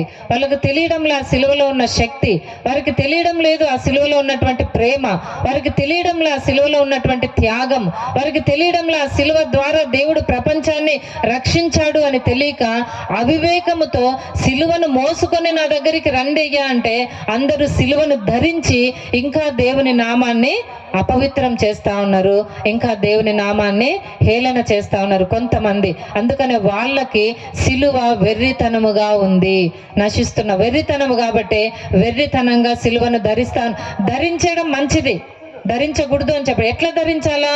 నువ్వు భక్తితో, నీ ప్రేమతో, దేవుని పట్ల ప్రేమతో నువ్వు ధరిస్తే అది వేరు. కానీ ఏదో ఫ్యాషన్ సింబల్ లాగా అందరికి చూపించుకోవడానికి, లేకపోతే ఇంకేదో ట్రెండీగా వేసుకుంటే అది వెర్రితనము అని దేవుని వాక్యం చెప్తా ఉంది. కాబట్టి నశిస్తున్నటువంటి వారికి, అంటే దేవుని ప్రేమ తెలియక, దేవుని కృప తెలియక, దేవుని యొక్క త్యాగం తెలియక, దేవుని యొక్క రక్షణ రుచి చూడక ఉన్నటువంటి వారికి అది వెర్రితనముగా ఉంది సిలువ. కానీ రక్షింపబడుతున్నటువంటి మనకు చూడండి, 40 రోజులు మీరు ఎంతగా మీరు దేవుని ప్రార్థన చేశారు కదా. 40 రోజులు అన్ని గ్రామ సంఘాలు మేము కూడా తిరుగుతూ ఉంటాం. ఈ యొక్క డేస్లలో పోయినప్పుడు అందరూ ప్రతిరోజు మధ్యాహ్నం కూడుకుంటారు. మీరందరూ పనులకు పోతారు, పొలం పనులకు. మేము కూడా గ్రామ సంఘాల్లో చాలా పని చేసాం. సో మీరందరూ పనులకు పోయి మళ్ళీ మధ్యాహ్నానికి వచ్చి అందరూ కూడుకుంటారు. అందరూ కూడా మధ్యాహ్నం వరకు, సాయంత్రం వరకు ప్రార్థనలు చేసుకొని ఉపవాసాలు ఉండి మరి ఎంతగానో ధ్యానం, వాక్యాలను విని 40 రోజులు కూడా ఎంతో దీక్షతో ఆధ్యాత్మికంగా ఎదుగుతా ఉన్నారు. ఈస్టర్ అయిపోయింది, మీ బాబు గారు చెప్పగానే ఇంకెందుకు బాబు ఇప్పుడు మీటింగులు, నిన్నటి వరకు ఉన్నాం కదా, ఇంకా చాలే మళ్ళీ గ్యాప్ అని అన్నారా మీరేమన్నా? వెంటనే పునరుత్థానం అయిపోయింది. ఈరోజు మీరందరూ మళ్ళీ ఈ విధముగా సిలువ విజయం గురించి ధ్యానం చేస్తా ఉన్నారు అంటే మీలో ఏముంది చెప్పండి? సిలువ పట్ల, దేవుని పట్ల మీకున్నటువంటి ఆసక్తి. అందుకనే రక్షింపబడుతున్నా అంటే ఆ కార్యము కొనసాగుతా ఉంది మనలో, అది ఆగిపోలేదు, దానికి ఫుల్ స్టాప్ లేదు. ఇంకా రక్షింపబడుతున్నటువంటి మనకందరికీ కూడా సిలువలో విజయం ఏది అంటే ఆయన ఇచ్చినటువంటి శక్తి. కాబట్టి మనకందరికీ సిలువలో ఉన్నటువంటి శక్తి ద్వారా మనం ఆ శక్తిని స్వీకరించి ముందుకు వెళ్ళాలన్నది దేవుని యొక్క ఉద్దేశము అయింది. మొదటిగా ఈ సిలువను గురించినటువంటి ఆ శక్తి ఏ విధంగా ఉంది, సిలువలో విజయం ఏ విధంగా మనం పొందుకోబోతా ఉన్నాము అని ధ్యానం చేసినప్పుడు మరి మీరందరూ ఏం చూడొద్దండి, బైబిల్ నేను చెప్తా. సంఖ్యాకాండము 21వ అధ్యాయము 4వ వచనం నుండి 10 వచనాల వరకు కూడా మనం జ్ఞాపకం చేస్తే అక్కడ మనందరికీ తెలుసు, ఇశ్రాయేల్ ప్రజల్ని మోషే ప్రవక్త అందరినీ కూడా దాస్యము నుండి పాపము నుండి వారిని విడిపించుకుంటా పాలు తేనెలు ప్రవహించేటువంటి ఆ ప్రదేశంలోనికి వారిని నడిపించేటప్పుడు మధ్యలో వాళ్ళు ఏం చేస్తారంటే ఇశ్రాయేలీయులు వాళ్ళను నడిపించే నాయకుడి మీదనే, మోషే మీద, అదేవిధంగా దేవుని మీద తిరుగుబాటు చేస్తారనమాట. వాళ్ళు దేవునికిని మోషేకును వ్యతిరేకంగా మాట్లాడుతూ ఉంటారు, వ్యతిరేకంగా సనుక్కుంటా ఉంటారు, వ్యతిరేకంగా గొణుగుతూ ఉంటారు, వాళ్ళని చాలా విసిగిస్తారనమాట. విసిగించినప్పుడు దేవాది దేవుడు పైనుండి వారిని చూసి అప్పుడు ఏం చేస్తాడంటే తాపకరమైనటువంటి సర్పములను ఇశ్రాయేలుల మధ్యలో దేవుడు పంపిస్తాడనమాట. చూడండి, వినడానికే భయంకరంగా ఉంది కదా, ఆ పదం వింటేనే భయం. తాపకరమైనటువంటి సర్పములు అంటే విషముతో కూడినటువంటి ప్రమాదకరమైనటువంటి సర్పములను ఆ ఇశ్రాయేలుల మీదికి దేవుడు పంపిస్తాడు. పంపినప్పుడు ఆ తాపకరమైనటువంటి సర్పములు ఎవరెవరైతే దేవునికి విరోధముగా, మోషేకి విరోధముగా మాట్లాడుతూ సనుగుతూ గొనుగుతూ ఉన్నారో వారందరినీ కూడా ఆ సర్పాలు కాటేస్తాయి అన్నమాట. కాటేయంగానే వెంటనే ప్రతి వ్యక్తి ఆ టైంలోనే చనిపోతూ ఉంటాడు. చనిపోతూ ఉంటే ఆ సర్పాలు, ఆ డెత్తులు, చావులు అవన్నీ చూసిన తర్వాత ఇశ్రాయేలులో భయం పుట్టుకుంటుంది. దేవుడు అంటే అయ్యో మేము ఎంత తప్పు చేశాం, ఎంత పాపం చేశాం ప్రభువా అని వెంటనే వాళ్ళందరూ మళ్ళీ మోషే దగ్గరికి వస్తారు. వచ్చి మోషే అయ్యగారు మా కొరకు దేవుణ్ణి ప్రార్థన చేయండి, వద్దు ఈ సర్పాలు వద్దు, మేము తప్పు చేశాం, మేము పాపం చేశాం, ఇవి చంపుతా ఉన్నాయి మమ్మల్ని, ఇవి కరుస్తే మేము చచ్చిపోతాం, మాకు వద్దయ్యా ఈ శిక్ష, దయచేసి మా కొరకు ప్రార్థన చేయంటే మళ్ళీ మోషే ఏం చేస్తా ఉన్నాడంటే వాళ్ళ కొరకు దేవుణ్ణి ప్రార్థన చేస్తాడు. ప్రభువా మరి తాపకరమైన ఈ సర్పాలతో వారు చనిపోతా ఉన్నారు, నీకు ఇష్టమైన బిడ్డలే కదా వీళ్ళు, అలా చనిపోకుండా వారిని కాపాడు అని మోషే ప్రార్థన చేస్తే అప్పుడు దేవుడు మోషేతో ఒక మంచి ఒక దానికి రెమెడీ చెప్తాడు, అంటే ట్రీట్మెంట్ చెప్తాడు. వాళ్ళందరూ చనిపోయినారు కదా చాలా మంది, ఆ చనిపోయిన వాళ్ళు బ్రతకాలంటే ఏం చేయాలో అవన్నీ కూడా ఒక ట్రీట్మెంట్ ఇస్తాడు వాడికి. ఏమని ఇస్తాడంటే ఒక ఇనుప స్తంభాన్ని ఒకటి పాతి దాని మీద ఒక ఇనుప సర్పాన్ని ఇది చదవండి ఒకసారి 21వ అధ్యాయము 9వ వచనం చూడండి. 21వ అధ్యాయము 9వ వచనం. మోషే ప్రజల కొరకు ప్రార్థన చేయగా యెహోవా నీవు తాపకరమైన సర్పం వంటి ప్రతిమను చేయించి స్తంభం మీద పెట్టుము. చాలు తాపకరమైనటువంటి సర్పాన్ని, ఏ సర్పం అయితే మనిషిని చంపిందో ఆ తాపకరమైనటువంటి సర్పము లాంటి బొమ్మను తయారు చేసి, అంటే ఒక విగ్రహం లాంటి దాన్ని తయారు చేసి ఆ స్తంభానికి దాన్ని కట్టి చదవండి బ్రదర్. అప్పుడు కరువబడిన ప్రతి పాడును, కరువబడినటువంటి ప్రతి వ్యక్తి దాని వైపు చూచి బ్రతుకునని మోషేకు సెలవిచ్చి. సరే, కాబట్టి తాపకరమైనటువంటి సర్పాన్ని, ఇత్తడి సర్పాన్ని తయారు చేసి ఒక కొయ్యకు కట్టి దాన్ని నిలబెట్టి కరిచిన ప్రతి ఒక తాపకరమైన సర్పము ఎవరినైతే కరుస్తా ఉందో ఆ కరిచిన ప్రతి వ్యక్తి కూడా ఆ సర్పాన్ని ఇట్లా చూడాలన్నమాట. అది కూడా నిదానించి చూడాలంట. అక్కడ నిదానించి అనే పదం కూడా ఉంది. నిదానించి ఆ సర్పాన్ని చూసినప్పుడు ఆ పాము కాటు, ఎవరైతే పాము కాటు తిన్నారో వాళ్ళందరూ కూడా మళ్ళీ బ్రతికేటట్లు చేశారనమాట. కాబట్టి అక్కడ ఆ వాక్యాన్ని తెలియచేస్తూ ఏమంటా ఉన్నాడంటే దానికి ట్రీట్మెంట్ కూడా ఇస్తా ఉన్నాడు. ఏంది ట్రీట్మెంట్ అంటే ఇంకా వేరే ఏం లేదు, అక్కడికి పోయి అది వేసుకోండి ఇది వేసుకోండి అట్లాంటివి ఏం లేదు. ఆ సర్పాన్ని, ఆ యొక్క స్తంభాన్ని చూసినప్పుడు, ఆ సర్పాన్ని చూసినప్పుడు వెంటనే ఆ వ్యక్తి స్వస్థత నొందుకోవాలి అని. అందుకని ఇప్పుడు కూడా చూడండి డాక్టర్స్ సింబల్ కూడా, ఏదైనా మనం మెడికల్ హాస్పిటల్కి పోయినా డాక్టర్ యొక్క కార్ని చూసినా లేకపోతే ఇంకేమైనా వాటన్నిటి మీద కూడా సింబల్ ఏముంటదంటే ఆ సర్పం ఒక దానికి చుట్టుకొని ఉన్నటువంటి సింబలే ఉంటదన్నమాట. ఎందుకంటే ఈ బైబిల్ ఆధారంగానే ఆ యొక్క హాస్పిటల్స్ లో కూడా డాక్టర్స్ ఆ సింబల్ ని దాన్ని ప్రిఫర్ చేస్తా ఉన్నారు. ఎందుకంటే ఆ యొక్క సర్పాన్ని చూసినప్పుడు ప్రతి ఒక్కరికి స్వస్థత కలుగుతుంది, ప్రతి ఒక్కరికి కూడా బాగైపోతా ఉన్నారు. అందుకనే ఆ సింబల్ ని డాక్టర్స్ కూడా యూజ్ చేస్తా ఉన్నారు. సో ఆ సర్పము ఆ స్తంభాన్ని చూసినప్పుడు ఎవరైతే బాగుపడతా ఉన్నారో, అందుకనే అది పాత నిబంధన కాలములో ఒక ఛాయ, ఒక నీడలాగా మనకు కనపడతా ఉంది. కొత్త నిబంధన గ్రంథములో చూసినట్లయితే అదే ఒక కొయ్య, ఆ కొయ్య మీద యేసుక్రీస్తు ప్రభుల వారు నీ కొరకు నా కొరకు మరణించారు.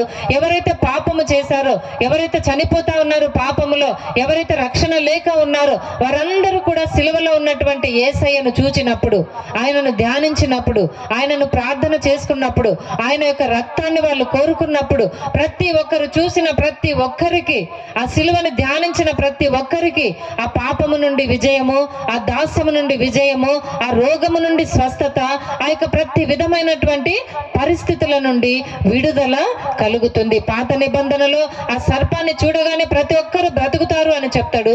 కొత్త నిబంధన గ్రంథములో ఆ సిలువను చూసినటువంటి ప్రతి ఒక్కరు కూడా బాగైపోతారు అని దేవుని వాక్యము సెలవిస్తా ఉంది. అంటే పాత నిబంధనలో అది ఒక ఛాయగా మనకి కనపడతా ఉంది. క్రొత్త నిబంధనలో అదే ఛాయ రియాలిటీకి వచ్చినప్పుడు, ఒరిజినల్ గా వచ్చినప్పుడు, అందులో సిలువపై మరణించినటువంటి యేసుక్రీస్తు ప్రభుల వారిని మనము చూస్తాం. సో ఈ రోజు ఎవరైతే పాపములో, దాస్యములో, శాపములో నలిగిపోయి ఉన్నామో ఎవరి జీవితం వారికే తెలుసు. నీ జీవితం నా ఒకరిని గురించి ఒకరు చెప్పుకోవాల్సిన పనిలే. నువ్వు పాపివి, నువ్వు ఇట్లా చేసినావని ఎవరిది వాళ్ళకు మనకే తెలుసు. ఈరోజు నీవు నేను దేవునిలో ఆ సిలువ విజయాన్ని పొందుకోవాలి అంటే సిలువలో మరణించినటువంటి యేసుని, ఆయనను మనము చూడాలి. అందుకే యేసుక్రీస్తు ప్రభుల వారిని సిలువ వేసినప్పుడు కూడా పక్కనే ఉన్నటువంటి దొంగ ఏం చేస్తా ఉన్నాడు? అయ్యా నన్ను జ్ఞాపకం చేసుకో, నన్ను నీ రాజ్యంలో ఒక్కసారి జ్ఞాపకం చేసుకో అంటే వెంటనే ప్రభువు అతనికి అక్కడ నుండి గొప్ప విడుదలను, విజయాన్ని ఇచ్చి తన పరలోక రాజ్యములో ఆ స్పాట్ లోనే అతన్ని తనతో పాటి తీసుకెళ్లిపోతాడు. ఇంకొక సిలువలో ఇంకొక వ్యక్తి ఉన్నాడు. అతను ఏమంటా ఉన్నాడు? నిన్ను నువ్వు రక్షించుకొని నన్ను కూడా రక్షించు అంటా ఉన్నాడు. అంటే ఇంకొక వ్యక్తి సిలువలో ఏం చేస్తా ఉన్నాడు? అతనికి సిలువలో విజయం కావాల్సిన అవసరం లే, టెంపరీ రిలీఫ్ కావాలి అతనికి. అంటే ఈ క్షణానికి నన్ను వదిలిపెట్టు చాలు, ఆ నొప్పి, ఆ బాధ నేను భరించలేకపోతా ఉన్నా, నువ్వు ఎట్లో కట్ట, నువ్వు కూడా ఎంత బాధపడతావు కదా అన్నా యేసయ్య, నువ్వు కూడా అది క్రీస్తు అంటాడు. ఇంకొక దొంగ క్రీస్తు అంటాడు, ఇంకొక రక్షణ పొందిన దొంగ యేసు అంటాడు. అంటే రక్షకుడు అని ఇంకొక దొంగకు తెలుసు, ఇతను క్రీస్తు నిన్ను నువ్వు రక్షించుకొని నన్ను రక్షించు అంటాడు. అంటే టెంపరీగా నాకు రిలీఫ్ కావాలి, శ్రమల్లో నుండి, కష్టాల్లో నుండి తొందరగా నేను బయటకు వచ్చి అప్పుడు నేను నిన్ను నమ్ముతా అంటాడు కదా. ఈ రోజు కూడా చాలా మంది రెండు గుంపులు ఉన్నారు, ఇట్లా రెండు దొంగల లాంటి గుంపులు.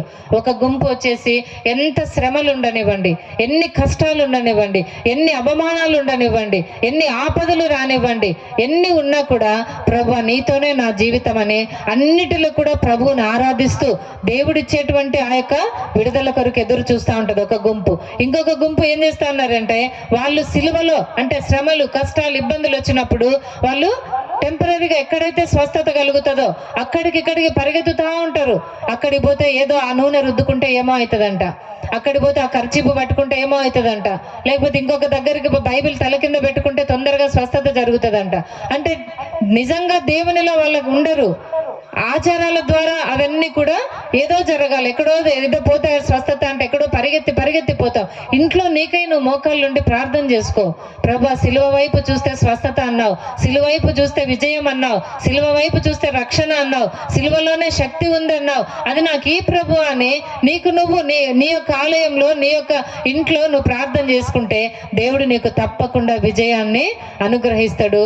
మనం అందరం కూడా రెండవ దొంగలాగా మనం ఏం చేస్తా ఉన్నామంటే, ఇప్పటి నువ్వు నిజంగా దేవుడు అయితే నాకున్న ఈ కష్టాలు తీసేయని అడుగుతా ఉంటాం. అయితే నిజమైనటువంటి విజయం ఎక్కడ ఉంది అంటే, ఎవరైతే సిలువ వైపు చూస్తూ సిలువలో దేవుని ధ్యానం చేస్తూ దేవుని దగ్గర నుండి మనం పొందుకుంటామో వాళ్లకు నిజమైనటువంటి రక్షణ ఉంది అనేది మనము జ్ఞాపకం చేసుకోవాలి. మొట్టమొదటిగా సిలువ ప్రేమకు నిదర్శనం. సిలువలో దేవుడు మనకిచ్చినటువంటి విజయం ఏంటి అంటే ఆయన మనల్ని ప్రేమించడమే గొప్ప విజయం. అందుకనే యోహాను రాసినటువంటి సువార్త 3:16 ఉంది కదా, దేవుడు లోకమును ఎంతో ప్రేమించెను. ఎంత అనేది చెప్పలేదన్నమాట, మెజర్మెంట్ ఇయ్యాల ఇంత ఇంత ఇంత అని.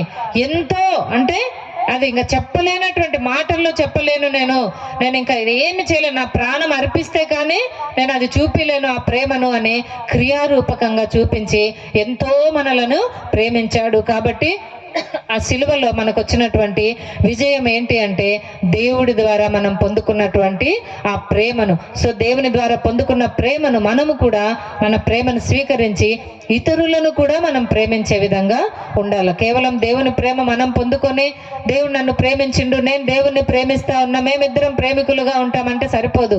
ఆయన ద్వారా ప్రేమింపబడ్డావు, అనేక దీవెనలు పొందుకుంటా ఉన్నావు, ఈరోజు మంచి జీవితం జీవిస్తా ఉన్నావు. నీ పక్కన ఉన్న వారిని కూడా నీవు ప్రేమించేటువంటి స్వభావాన్ని అలవరుచుకుంటే దేవుడు ప్రేమించడానికి అర్థం ఉంది. రెండవది ఏమంటే దేవుడు సిలువలో మనకి పాప విముక్తి మరియు స్వేచ్ఛ కలిగింది అంటాడు అనమాట. కొలసీలకు రాసిన పత్రిక 2వ అధ్యాయం 15వ వచనములో చూస్తే ఒకసారి చూడండి.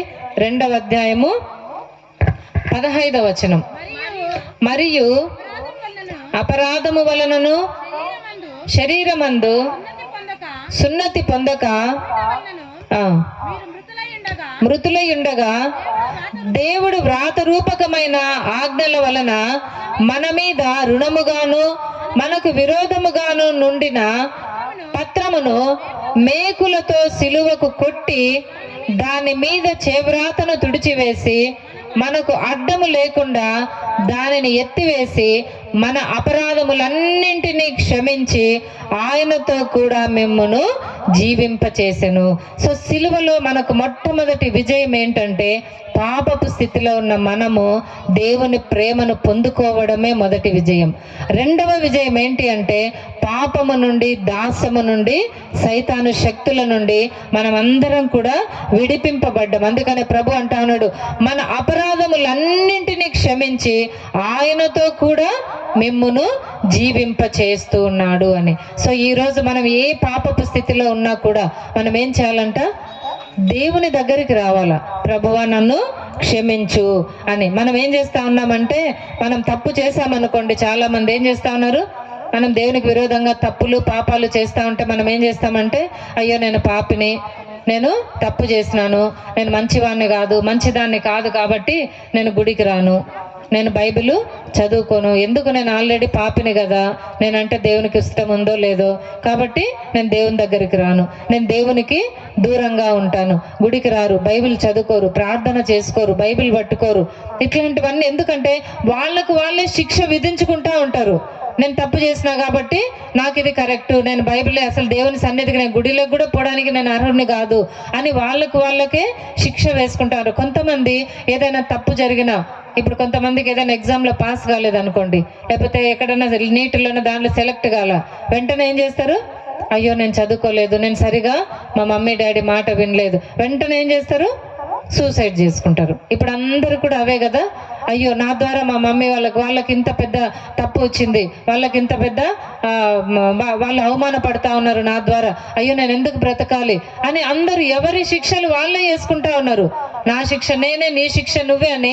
నువ్వే గుడికి రావడం లేదు, తప్పు చేసినావని, నువ్వే దేవుని ప్రార్థన చేసుకోవడం లేదు, నేను మంచిదాన్ని కాదు, మంచివాడిని కాదు, నీకు నువ్వే ఊరేసుకుంటా ఉన్నావు, నీకు నువ్వే మందు తాగి చనిపోతా ఉన్నావు, అన్ని నీకు నువ్వే చేసుకున్నప్పుడు ఇంకా దేవుడు ఎందుకు, ఈ సిలువ త్యాగం ఎందుకు, ఆయన కలువరి సిలువలో మరణించింది ఎందుకు, ఎవరి కోసం మరణించండి చెప్పండి కదా. ప్రభు అంటా ఉన్నాడు, మన అపరాధముల నిమిత్తము, పాపముల నిమిత్తము ఆయన అవన్నీ కూడా సిలువలో భరించిండు.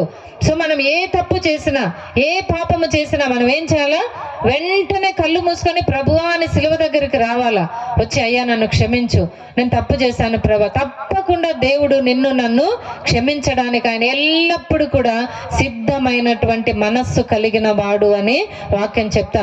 నీకు నువ్వు శిక్ష వేసుకోవద్దండి. మనకు మనం శిక్ష వేసుకుంటే అది తప్పు, అది పాపం అవుతుంది, అది ఇంకా పాపం అవుతుంది, డబుల్ పాపం అది. అప్పుడు కరెక్ట్గా నరకంలోనే మనం పడ్డాం. ఎవరైనా సూసైడ్ చేసుకున్న వాళ్ళు, తమకు తామే శిక్ష వేధించుకున్న వాళ్ళు ఏం పరలోక రాజ్యం పోరు. నువ్వెంత బాధపడి చేసుకున్నా డైరెక్ట్ నరకంలో పడతారు వాళ్ళు. ఎప్పుడైతే పాప క్షమాపణ పొందుతారో వారికి దేవుని రాజ్యంలో స్థానం ఉంటుంది. అందుకనే తప్పిపోయిన కుమారుడు ఏం చేస్తా ఉన్నాడు చెప్పండి?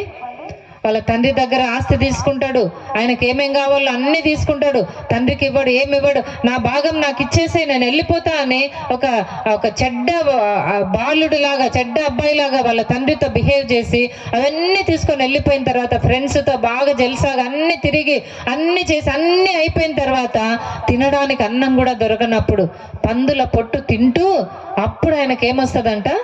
బుద్ధి వచ్చినప్పుడు అని వ్రాయబడింది దాంట్లో. అంటే మన మనస్సుకు కూడా బుద్ధి రావాలా. మామూలుగా అంట నీకు బుద్ధి ఉందా అంటాం ఎవరైనా ఏదైనా తప్పు చేస్తే కదా, అది పైకి చేసిన తప్పులకు బుద్ధి ఉందా అంట, కానీ మన హృదయానికి కూడా బుద్ధి రావాలి. అందుకనే తప్పిపోయిన కుమారుడు బుద్ధి వచ్చినప్పుడు అతను మనలాగా ఆలోచించాల. నేను తప్పు చేసినా కదా, మా డాడీ ఆస్తి అంతా నేను పాడు చేసిన, మా డాడీకి అవమానకరంగా నేను చేసిన, నేను చచ్చిపోవడం బెస్ట్, నేను అసలు ఇంటికి వెళ్ళను, నేను ఇక్కడే ఉంటానే. ఎక్కడెక్కడో కొంతమంది పిల్లలు పారిపోతారు కూడా, ఇంట్లో నుండి పారిపోయి ఎక్కడెక్కడో అవస్థలు పడతా ఉంటారు. వాక్యం వింటున్నటువంటి మీరు అటువంటి ఆలోచనలు, అటువంటి ధోరణిలో ఎక్కడెక్కడ ఉన్నా మీరు తప్పిపోయిన కుమారుడిలాగా తిరిగి మీ తండ్రి దగ్గరికి రండి, మీ ఇంటికి రండి. తల్లిదండ్రుల ప్రేమ, దేవుని ప్రేమ కంటే ఈ ప్రేమ ఎక్కడ కూడా మీకు దొరకదు. కాబట్టి తప్పిపోయిన కుమారుడు బుద్ధి తెచ్చుకొని తండ్రి దగ్గరకు వచ్చి, తండ్రి దేవునికి నీకును నేను విరోధంగా తప్పు చేశాను, నన్ను క్షమించు అంటే వెంటనే మెడ మీద పడి తన తండ్రి ముద్దు పెట్టుకొని అతనికి ప్రశస్తమైన జీవిత విధానాన్ని ఇస్తాడనమాట. సో ఈరోజు అందుకనే ప్రభు మన పాపముల నిమిత్తము, అపరాధముల నిమిత్తము సిలువలో బలి అయ్యి మనల్ని వాటన్నిటి నుండి కూడా విడుదలను, రక్షణను, విమోచనను, స్వేచ్ఛను మనకిచ్చినప్పుడు ఇంకా మనం ఆ దాస్యం అనే గాడి కింద ఉండి మనల్ని మనం శిక్షించుకుంటూ ఉండకూడదు. ఇస్కరియోతు యూదా కూడా యేసయ్యతో పాటు 33.5 సంవత్సరాలు ఉండి ఆయన తప్పు చేస్తాడు. తప్పు చేసి అయ్యో ప్రభువా నన్ను క్షమించు అంటే నిజంగా అది హిస్టరీ వేరేలాగా ఉండేదేమో, కానీ తనకై తనే శిక్ష విధించుకున్నాడు. అయ్యో ఒక నిర్దోషి అయినటువంటి యేసయ్యను నేను ఆఫ్టర్ ఆల్ ఆ వెండి నాణెముల కొరకు ఆయనను ఎంత బాధ పెట్టాను అని తనకు తాను పశ్చాత్తాపడి దేవుని దగ్గరికి రాకుండా తనకు తానే ఉరి వేసుకొని చనిపోయాను అని ఉంది. సో పాపాలను ఎప్పుడు కూడా ఒప్పుకొనండి, దేవుడు వాటి నుండి విడుదల కలిగిస్తాడు. కప్పుకొని నీకు నువ్వే శిక్షించుకుంటే ఆ శిక్ష నుండి నిన్నెవ్వరు కూడా తప్పించలేరు. కాబట్టి సిలువలో మనకిచ్చినటువంటి విజయం మొట్టమొదటిది దేవుని చేత ప్రేమింపబడటము, రెండవదిగా మనకు పాపము నుండి విడుదల విముక్తి కలగడము, మూడవదిగా మనకు తెలిసినటువంటిది ఏంటంటే విశ్వసించు ప్రతివాడు నశింపక నిత్య జీవము పొందాలి అనేది సిలువలో దేవుడు మనకిచ్చినటువంటి గొప్ప నిరీక్షణ. యోహాను రాసినటువంటి సువార్త మరి 3వ అధ్యాయము 15వ వచనంలో చూస్తే విశ్వసించు ప్రతివాడు కూడా నిత్య జీవము పొందుకొనును అనే దేవుని వాక్యం మనకి సెలవిస్తా ఉంది. కాబట్టి మనకు అందరికీ కూడా నిత్య జీవము రావాలి అని అంటే మనం ఏం చేయాలంటే సిలువ దగ్గరికి మనము రావాలి అని దేవుని వాక్యం సెలవిస్తా ఉంది. కాబట్టి యేసును నమ్మినట్లయితే మనకు నిత్య జీవం మనకు దొరుకుతుంది. అంటే మనకి ఇంకా మరణం ఉండదు. మరణం అంటే శారీరకంగా మరణిస్తాం, కానీ మన ఆత్మ ఎక్కడికి వెళ్తుంది చెప్పండి? అది దేవుని దగ్గరికి వెళ్తుంది అనమాట.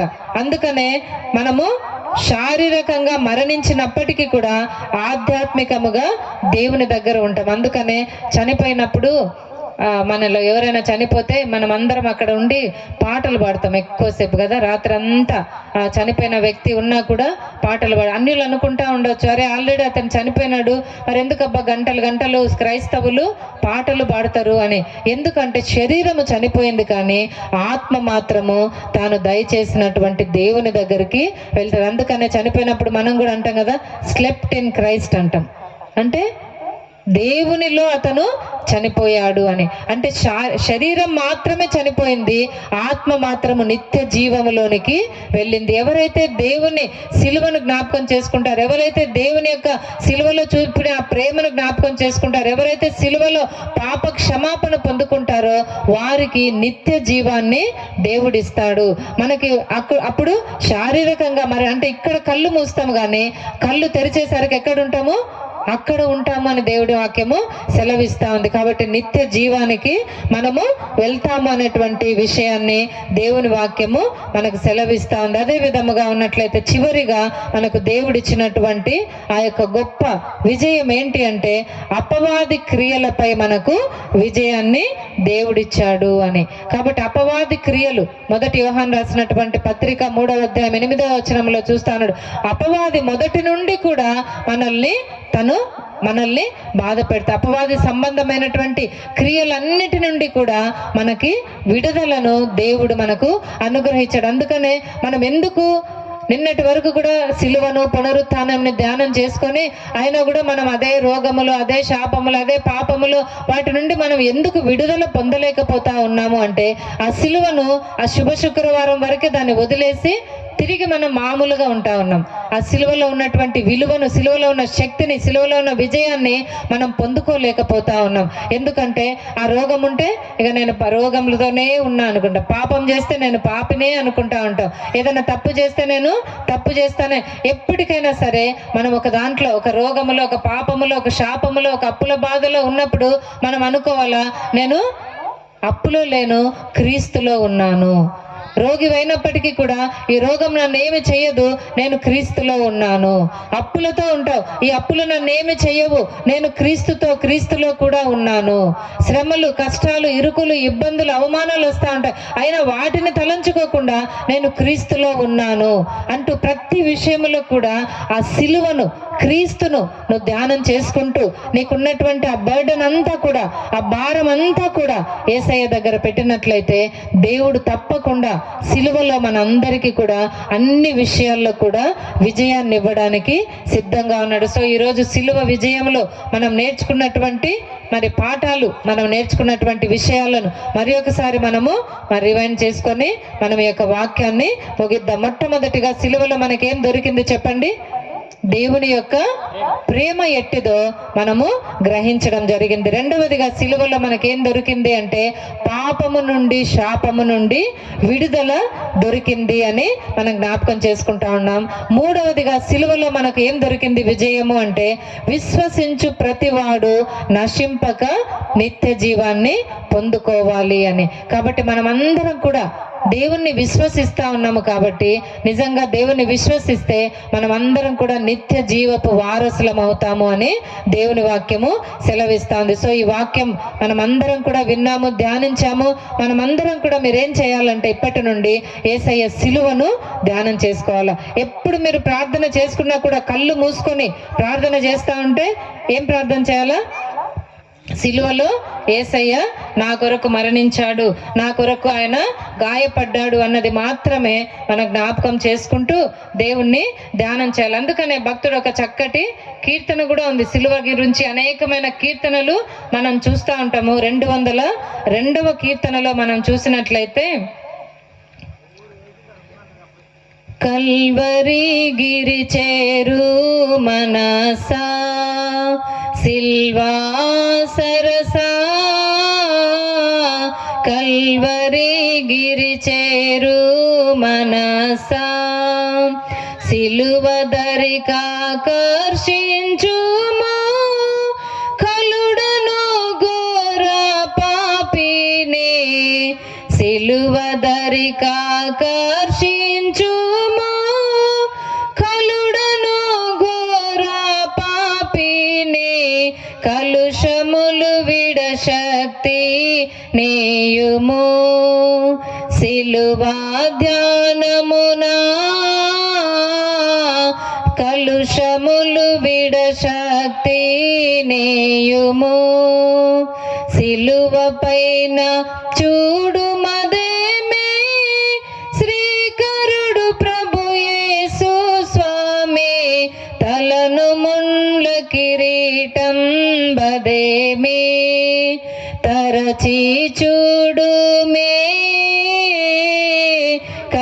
కల్వరి గిరి చేరు మనసా. మానసికంగా మనస్సులో మనం ఎక్కడికి చేరాలంట? కల్వరి గిరి చేరి అక్కడ ప్రార్థన చేయాల. నువ్వు కళ్ళు మూసుకొని ప్రార్థించేటప్పుడు నీ కొరకు గాయపడి మరణించి త్యాగముతో తన రక్తాన్ని ప్రాణాన్ని చివరి బొట్టు వరకు అర్పించినటువంటి ఆ దేవుని ప్రేమను జ్ఞాపకం చేసుకుంటూ ఆయన దరికి చేరి ఏం చేయాలంట? కలుడను ఘోరపాపిని ప్రభా, నా కలుషాలన్నీ కూడా తీసివేసి అపవాది క్రియల నుండి నాకు విడుదల దయచేయని దేవుడిని ఎప్పుడైతే నీవు నేను ప్రార్థన చేసుకుంటామో ఆ సిలువలో దేవుడు అందించినటువంటి ఆ విజయాన్ని అన్నీ కూడా మనము పొందుకొని దేవుని బిడ్డలుగా ఈ లోకంలో సాక్షులుగా ఉంటూ అనేకులకు మార్గదర్శకంగా ఉండడానికి ఆ దేవాది దేవుడు మనకు కృపనిస్తాడు. అటువంటి కృప పరిశుద్ధాత్మ దేవుడు మనందరికీ కూడా దయచేయునుగాక. ఈ మొట్టమొదటి దినాన మరి మమ్మల్ని ఆహ్వానించి ఈ యొక్క శిలువ విజయంలో కొద్ది నిమిషాలు దేవుని వాక్యం ధ్యానం చేసుకోవడానికి మరి ఒకసారి దేవుడిచ్చిన అవకాశాన్ని, అదేవిధంగా బాబు గారు, అమ్మగారు, మరి సంఘ పెద్దలు మమ్మల్ని ఆహ్వానించిన విధానాన్ని బట్టి మీకు వందనాలు చెల్లించుకుంటున్నాను. అదేవిధంగా ఆ వీడియోలో కూడా చాలా మంచి మాకే గుర్తులేదు అసలు అవన్నీ ఉన్నాయా అని.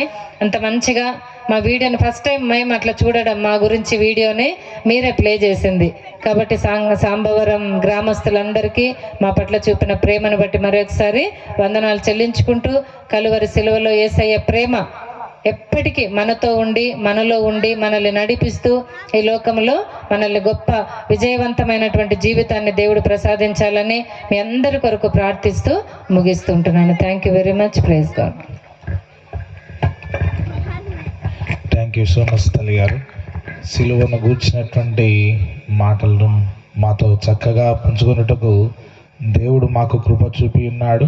మరి ముఖ్యంగా మీరు చెప్పినటువంటి వాక్యం అంతటిని బట్టి ఆ దేవాది దేవునికి, మరి ముఖ్యంగా తల్లి గారికి, తండ్రి గారికి ప్రత్యేకమైనటువంటి వందనములు చెల్లించుచున్నాను. చివరి ప్రార్థన తండ్రి గారి ఆశీర్వాదంతో సెలవు తీసుకుందాం. ప్రభువా మమ్మను కనికరించుము, ప్రభువా మమ్మను కనికరించుము.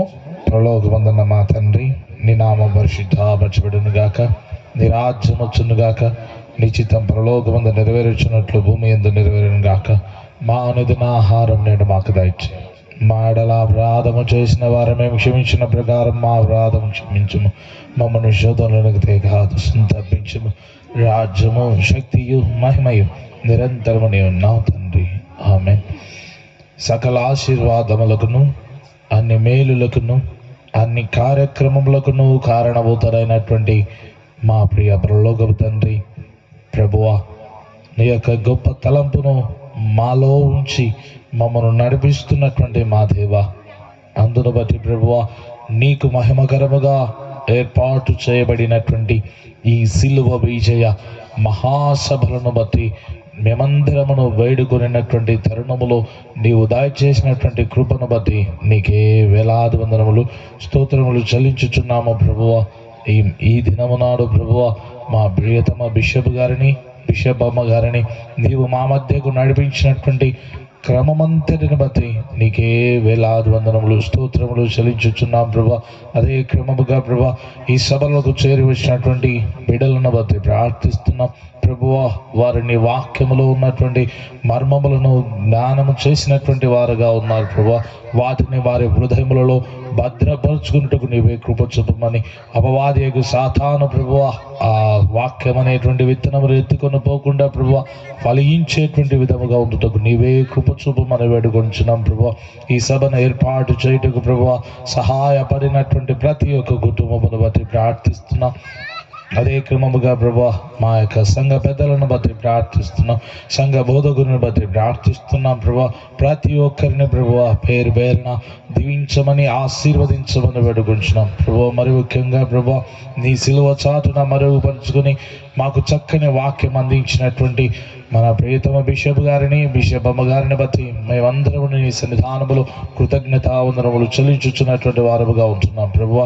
సేవా భారాభరితమైనటువంటి సేవను, కష్టతరమైనను ప్రభువా వారు నీకు ఇష్టమైనటువంటి బిడ్డలుగాను ప్రజలందరికీ అనునిత్యమును ప్రభువా నీ యొక్క వాక్యమును పంచుచున్నటువంటి బిడ్డలుగా ఉంటున్నారు ప్రభువా. అందరి బట్టి నీకే వేలాది వందనములు స్తోత్రం చెల్లించున్నాం. వారిని ఎటువంటి ఇరుకులు ఇబ్బందులు కలగకుండా నీ పరిశుద్ధ ఆత్మ తోడు ద్వారా నీడ ద్వారా ప్రభువా వారు ఇంకను ప్రభువా నీకు మహిమకరముగా అనేకమైనటువంటి ఆత్మలను నీ సన్నిధానములకు చేర్చేటువంటి భాగ్యం దాయిచ్చమని మా సంఘమంతటిని దీవించమని మరి ముఖ్యంగా ప్రభువా తండ్రి గారి తల్లి గారి యొక్క ప్రయాణమంతుల్లోనూ మీరే తోడుగా నీడగా ఉంచి నడిపించమని మా ప్రభువైన యేసుక్రీస్తు ద్వారా ప్రార్థించున్నాం తండ్రి. ఆమేన్. మన ప్రభువైన యేసుక్రీస్తు కృప, తండ్రైన దేవుని ప్రేమ, పరిశుద్ధాత్మన సహవాసము చేరొచ్చిన మీకును మన సంఘమంతటికిని, సంఘ పెద్దలకును, బోధకునికిని, సంఘ గురువు గారికి, ఆయన కుటుంబమునకును, సాంబవరములో ఉన్నటువంటి ప్రతి గ్రామ సభ్యునికిని, వారి కుటుంబాలకును, వారి అవసరాలకును, వారి యొక్క ప్రార్థన జీవితానికిని ఆ దేవాది దేవుడు సదాకాలము తోడై ఉండునుగాక. ఆమేన్.